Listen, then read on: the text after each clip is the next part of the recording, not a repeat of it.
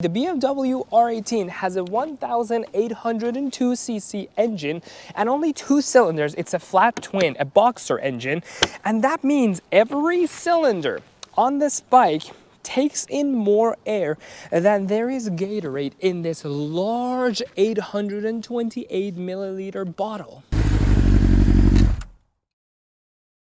And because each piston is so big and heavy, it can only move up and down in the cylinder so many times, which creates two things. This bike idles at a really low RPM, at only about 900 RPM. And two, it shakes the whole bike violently. And I'm going to show you that right now as I start the bike up.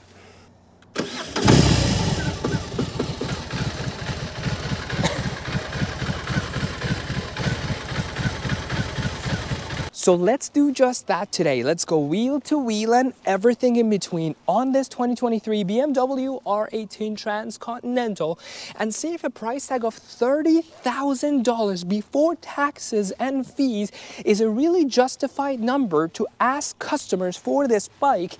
And then we're gonna get on it, go out there, ride it, and then I'm gonna quantify my thoughts and give this motorcycle my Emmy score.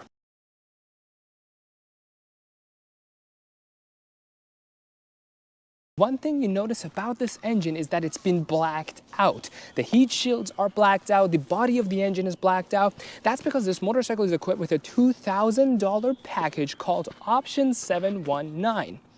When you equip this motorcycle with this package, it comes with this mineral white paint with these gold stripes and these black accent colors, as well as the blacked out engine and the blacked out rims, which looks really good on this bike. I really am digging this color combination. It's much better than just completely covered in chrome everywhere that you have to maintain and keep them looking shiny, or else it's just not gonna look good. The almighty power of this engine is transferred to the rear wheel via shaft. This motorcycle is a shaft drive motorcycle, and I love the way BMW has done the look of the shaft. You can see this beautiful metal working here.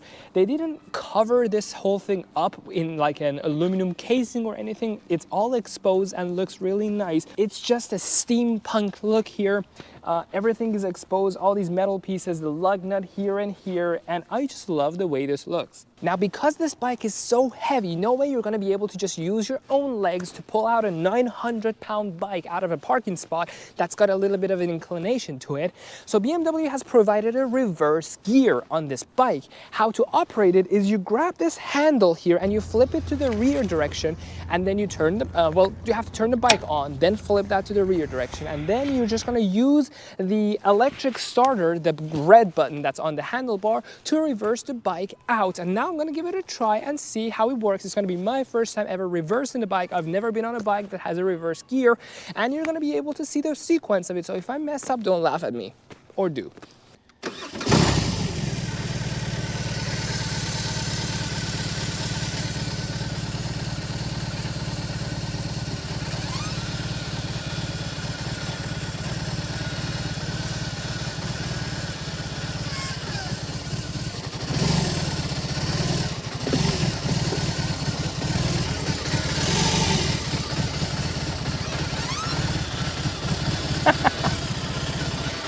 And once you do change the direction going from forward to rear, on your dash cluster, on your TFT screen, you will also see that the N for neutral has now changed to R for reverse, which is your indication that the bike is ready to move in the reverse direction. It just feels so good to change the direction of the engine because this lever is just so well built. Oh, it feels like I'm doing something so important. I always say, if you want to buy a BMW motorcycle, it's not a cheap purchase, I know that, but just shell out those extra few thousands of dollars and get the premium package because it's just worth it. It offers you so much. In this case, 1, 2, 3, 4, 5, 6, 7, 8, 9 added features to this bike just through the premium package. First is the upgraded sound experience on this motorcycle. That's one of the main reasons why people even get these tourer bagger bikes, is because they want to blast their radio or their music on their phone, and having a good audio system can really be a make or break for a lot of people when they pick one of these bikes. This guy comes already with the 2 front speakers if you don't get the premium package. But when you do get the premium package, not only are those 2 speakers upgraded to the Marshall brand of speakers, but you also get 2 subwoofers, built into the rear saddle, the seat of this motorcycle, as well as 2 additional speakers, one on each saddlebag, and altogether they give you this surround sound experience because you are literally surrounded by them. You also get the adaptive headlight. The headlight can pitch adjust itself when you go uphill, downhill, and it kind of follows the path that you're going so that you always have adequate lighting on the road, which is essential on this kind of bike. Especially, you're gonna be facing nighttime riding because you're going from coast to coast, so your rides may include some night riding. That can help you tremendously. As part of this package, you also get a chromified fuel cap that on other models is blacked out. This one has a chrome one, so every time you open this gas cap to get some gas, you will be reminded that your bike has the premium package. You also get the hill start assist, which cars have had for a really long time, but not a lot of motorcycles have it. Essentially what it is that when you're on a hill and you want to start riding up it, the bike doesn't let you roll back down, so you don't have to manually apply any brakes while also manipulating your clutch and starting up.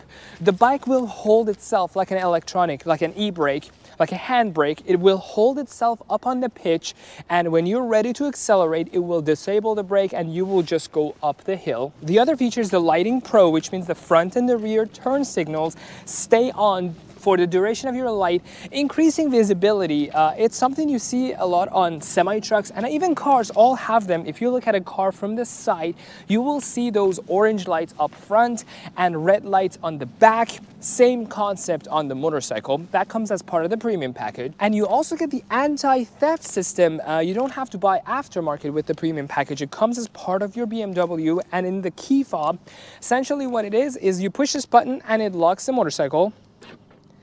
All the saddlebags are locked now, and if you push it again, it unlocks it. There's also a button on the handlebar itself that locks and unlocks the storage units. And the most important feature in this bundle for the premium package is the adaptive cruise control, which you all know what it is. It just follows the speed of the car in front of you using the radar that's mounted up front. It's an extremely great feature for a bike like this, where you're gonna be spending the majority of your rides out on the freeways and interstates. You're just gonna be following the car in the front and just forgetting about acceleration and braking. Makes your ride a really comfortable ride, and you can kind of look around a little more and enjoy the scenery. Another feature on this motorcycle that no other bike offers you is this 10.25-inch TFT screen. It's a fantastic screen. BMW does screens better than any other manufacturer in the world of motorcycling. I'm not sure about cars, but over here, no other manufacturer offers you something this good. It's hooked to the Wonder Wheel, which I have said in other BMW videos. It's a fantastic way of manipulating the screen, scrolling through menus and all the functions it has. It has navigation, it has media, it has radio. All that is equipped on this bike. Though some of those require your phone to be hooked to it, but everyone has a phone nowadays, so that wouldn't be a problem. I really love how it's done, and I love the overall feel and design of the dashboard. You have a mix of modernity with this large TFT screen that looks really good, and combined with these old school looking dials up there, everything just looks high quality, beautiful, and I wouldn't expect anything less from BMW. As for the design of this bike, I really like it. BMW has done a good job integrating technology into this motorcycle, but no matter how they do it, you're not going to be able to mask modernity and make the bike look super classic and still give it all the modern features. Example being the adaptive cruise control. You've got to have a radar on your motorcycle to be able to measure the distance from the car in the front. That's something you can't avoid. And so BMW has just decided to chromify that adaptive cruise control to maybe kind of make it blend in, but it's really not that blended in. And another example is the headlight housing. No matter how hard they try, they cannot make it look simplistic and minimalist. It's just gonna be looking like this, an intricate system of components, low beam, high beam, day running light, and they're all adaptive so they move up and down. They have jam-packed the BMW logo in the center of it as well as BMW LED technology is also advertised here. You also have these pieces of plastic here. I've been staring at them trying to figure out what complicated task they managed to do, because there's just a lot of machinery and equipment going on with them, and all they are just deflectors. You can adjust them to look like that to block most of the air, or you can do that to get some ventilation in. That's all they do. BMW's nerdy engineers really unleashed their inner demons when they were naming the riding modes on this motorcycle. They named them rain, rock, and roll. Rain, obviously, for when it's raining, you want the bike to be constrained and limited so you don't slip the wheels. Rock is when you want to go crazy and be a hooligan on this bike, and roll is when you're rolling on the freeway, so it's kind of a cruise mode. Now that we're done talking about this motorcycle, let's get on it, go out there and ride it. But before we do that, a big shout out to BMW Motorcycles of Seattle for trusting me with this $30,000 bike that only had 4 miles on the dash when I picked it up. Let's go break it in and see how it works. Here we go. Here is the 2023 BMW R18 Transcontinental with the option 719 package. Wow. One cool thing it has a power reserve dial, like a Rolls Royce. That just means how much of the power of the engine you have left. So if you're like flooring the bike, the needle comes to almost zero. That means the engine is using 100% of its power at that given moment. Okay, let's take this hard right corner. Yeah, it works pretty good. Where the shift peg is, the shifter is, it's not really ideal because my foot barely fits under it for some reason. I don't know why they did that. Maybe they're expecting you to be in flip-flops. Let's try the adaptive cruise control. So you activate cruise control by pushing that over and then put in the set button on it. And now it tells you that we're following that Audi in front of us. I'm not touching the brake, I'm not touching the throttle. And the bike is just following the speed of that car, which is going 36 miles an hour. Now it's increasing. Riding comfort, because the engine is sticking out from the sides, you don't have the luxury of putting foot pegs way up there. So your feet are always kind of like in this 90-degree angle. And that's the limitation of the cool looks of this bike with that boxer engine. You just can't stretch your legs too much. I don't think you can put your feet on the engine. I assume it gets really hot, so that's out of the picture too. What would be a review of a tourer bike without getting on the freeway? So let's go see how this bike works.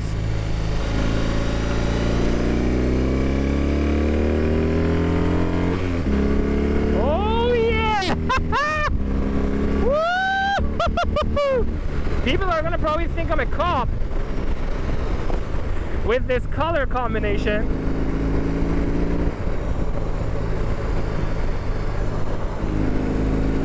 Wow, this bike is so good. All right. Because no wind hits me, I have a really difficult time grasping the speed that I'm traveling at. I'm going 80 miles per hour and it feels like 40. This windscreen is really doing some magic here. I really like this bike. My final thoughts on this motorcycle. It has a lot to live up to because on one hand you have the American heritage of Harley-Davidson, a very established history, die-hard fans that would give a left you know what to ride a Harley and nothing else. And on the other hand, you have Japanese bikes that are famous for their reliability and ease of maintenance and riding comfort and so on and so forth. And here is BMW being neither of those. It's not American and it's not a Japanese bike. I think BMW has done a fantastic job making this bike, and I think if you are neither of the two groups, die-hard Harley, die-hard Japanese bikes, check this bike out and give it a try, because You're gonna be really happy that you did. And now on to the Emmy score for the 2023 BMW R18 Transcontinental. In the commuter category and in the riding comfort, to get a full score, the bike should have an upright riding position, straight down or forward foot position, handlebars at chest level, a windscreen to block the wind, and a cushiony seat, each worth 2 points. The R18's riding position is similar to other tourer/bagger bikes, upright and comfortable, and the seat is as cushiony as it can get. The windscreen does a great job of blocking the wind and your arms are comfortably at chest level. This earns the R18 a 10 out of 10 in riding comfort. In the fuel range/features, to get a full score, the bike must have a segmented fuel gauge, estimation of distance to an empty tank, fuel efficiency on par or exceeding rivals, and a tank capacity on par or exceeding rivals, each worth 2.5 points. And if any of these are missing, other extraordinary features like keyless cap or electronic gas cap release buttons could bump the score up each by 1 point. The R18 has a 6.3 gallon tank and gets about 45 miles per gallon. In comparison, the 2023 Kawasaki Voyager holds 5.3 gallons of gas and gets 43 miles per gallon. Harley-Davidson Road Glide Limited has a 6 gallon tank and gets 43 miles per gallon. The R18 therefore holds the most amount of fuel and has the best fuel consumption amongst its rivals. The R18 also features a nice looking fuel gauge combined with a TFT screen displaying the miles left to an empty tank, all earning the R18 a 10 out of 10 in the fuel range/features. As far as the commute specific tech goes, each feature is worth 2 points, and as long as logically we can link the feature to commuting, the bike earns it. The R18 comes with a TFT screen with phone connectivity displaying lots of useful real-time data, as well as a long list of electronic features like adaptive cruise control, traction control, ABS, heated seat and grips, and 3 ride modes to allow you to quickly adapt to your commute riding conditions. It also has a reverse gear. The R18 gets a 10 out of 10 in the commute-specific tech and features. In the storage category, the bike earns 1 point per every liter of storage available. On the R18, storage is plentiful, over 100 liters of storage when you combine the 2 side saddles to the trunk, for a total score of 10 out of 10 in the storage category. A good commuter bike should be cost-effective, reliable, and have a strong dealership network. To earn a score in this category, the bike will earn 4 points for a price of under $10,000, 3 points if between $10,000 to $20,000, and 2 points between $20,000 and $30,000, and 1 point thereafter. For dealer availability, the bike earns 3 points for over 500 dealer locations across the US, 2 points if between 250 and 500 locations, and 1 point for fewer than 250 dealer locations. As for reliability issues, the best way to score is if through studying forums and recalls there are no major issues known on that particular model, it gets a 3. If there is one major issue, it gets a 2, and if more than one major issues are known, it will get a 1. The R18 I reviewed costs $30,000. BMW Motorrad has about 147 dealers across the US, and I did not come across any major issues when going through the forums. The R18 gets a 6 out of 10 in affordability, reliability, and dealer support, for an overall score of 46 out of 50 for the commuter category. Now on to the performance/dope factor category.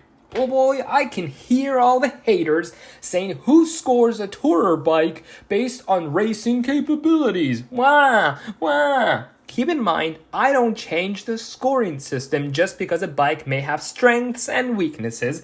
I score them all the same, and each bike will shine in a specific category. With that said, in the race riding position category, to get a full score, the bike must be able to create an aggressive riding position, provide appropriate rear sets for easy and accurate gear and rear braking operation, low clip-on handlebars, large enough windscreen to fully fit your helmet behind a wind barrier when you're in a tucked-in position, and non-slip seat and grip materials, each worth 2 points.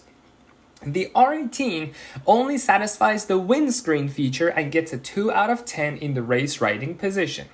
For the horsepower slash torque figures, I simply add up the horsepower and torque numbers and divide the sum by 2, which gets me the horsepower slash torque average. If the average is 0 to 25, it gets a 1, 26 to 50 gets a 2, and so on and so forth. The torque on this bike is 116 pounds-feet and has around 90 horsepower to the rear wheel for an average value of 103, earning the R18 a 5 out of 10. As for the weight, my score considers a 375 pound or lighter bike a 10 out of 10, and every increment of 25 pounds deduct a score. The R18 weighs close to 800 pounds, which earns it a 1 out of 10 in the weight category. Regarding the racetrack-oriented ride rates features, each feature is worth 2 points, and as long as logically we can link the feature to racing/performance, the bike earns it.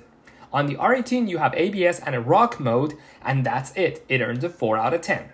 As for the design choices and marketplace, it's pretty difficult to put this in numbers, so how I score this category is that the bike earns 1 point if offered in only one color/trim, and 2 points if there are colors, trims, or package variations available. If the bike is equipped with preferable design choices like LED lights instead of ugly yellow halogen bulbs or a sleek TFT screen over outdated dash clusters, it earns another point. If it has a single-sided swing arm over the more economic regular swing arms, it earns another point. If it has no noticeable fit and finish and panel gap issues, it gets another point. If the brand is associated with higher end models and has higher opulence, like the majority of Italian/European brands, it gets another point. And if it's special or limited edition, it gets another 4 points. The BMW R18 Transcontinental has so many colors, trims, and packages to pick from. This particular one was a mineral white with option 719 and equipped to its teeth with amazing features. It has the largest TFT screen as well as all LED lights around it, and I can't even begin to describe the amazing craftsmanship and quality of every piece that is on this bike. Being a BMW, it carries a good brand heft, as this brand is associated with higher-end motorcycles. It isn't the special edition, but the option 719 is like the AMG of BMW motorcycles, so I will give it an additional 2 points. Altogether, it earns the R18 a 7 out of 10 for the overall design and marketplace. This gives the R18 a total score of 20 out of 50 in the performance/dope factor category, and it sits here on the table compared to the rest of the tourer/bagger bikes I have reviewed so far. If you're on a Japanese tourer bike, I would assume you want the most bang for your buck and just want to get from point A to B while having some fun. If you're on a Harley Road Glide, I would assume your house mortgage is cheaper than your motorcycle payments, but if you're on this BMW, well, I would assume you're on your way to finalize the purchase of your third private jet.